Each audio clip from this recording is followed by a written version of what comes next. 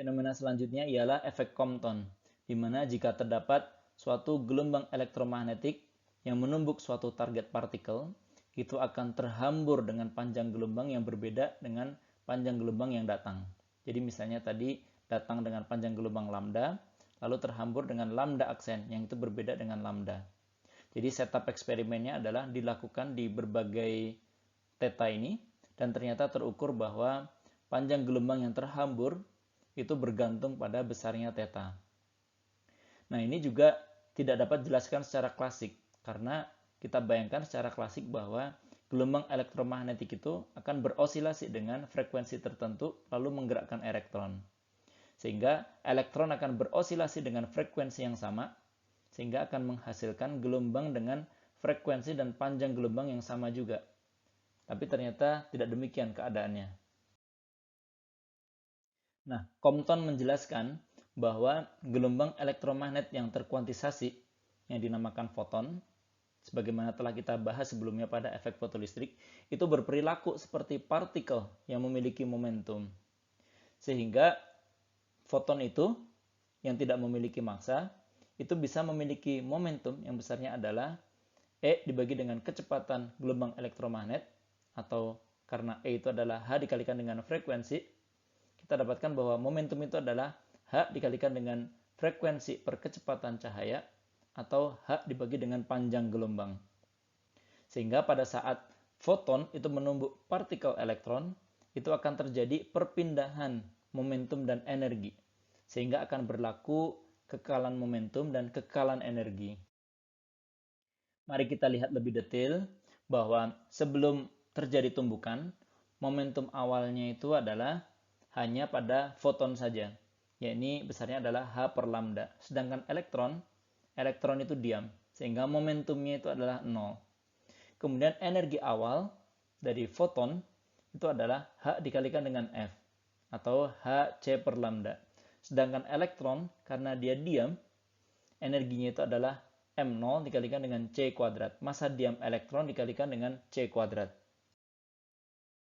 Kemudian setelah terjadi tumbukan, elektron itu akan terhambur dengan kecepatan V, yang tentu saja lebih rendah daripada kecepatan cahaya, pada sudut alfa.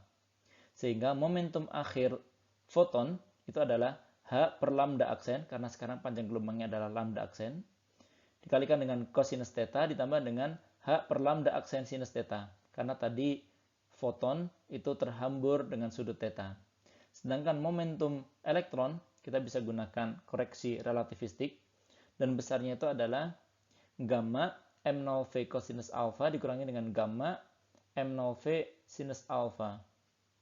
Kemudian energi akhir dari foton itu tentu saja adalah H dikalikan dengan F aksen, atau H dikalikan dengan C per lambda aksen. Sedangkan energi akhir dari elektron itu adalah gamma M0C kuadrat, karena sekarang elektron ini bergerak dengan kecepatan V. Kita bisa lakukan analisa pada kekekalan energi, di mana energi awal yang terdiri dari energi awal foton ditambah dengan energi awal elektron itu sama dengan energi akhir yang terdiri dari energi akhir foton dan energi akhir elektron. Lalu kita juga bisa lakukan analisa terhadap kekekalan momentum, di mana momentum awal itu sama dengan momentum akhir. Hanya saja sekarang kita perhatikan bahwa elektron misalnya itu terhambur pada arah yang membentuk sudut alfa dengan arah horizontal, atau arah datang gelombang datang tadi. Sehingga kita bisa lakukan analisa bahwa H per lambda ini adalah komponen arah horizontal, itu sama dengan H per lambda aksen cosinus theta ditambah dengan gamma M0V cosinus alpha. Ini adalah milik foton dan ini adalah milik elektron. Kemudian pada arah vertikal, kita lihat bahwa gelombang datang tadi itu pada arah horizontal, sehingga momentum awal pada arah vertikalnya itu adalah 0. Kemudian momentum akhir itu adalah H per lambda aksen sinus theta, ini dari foton, ditambah dengan gamma M0V sinus alpha, ini dari elektron.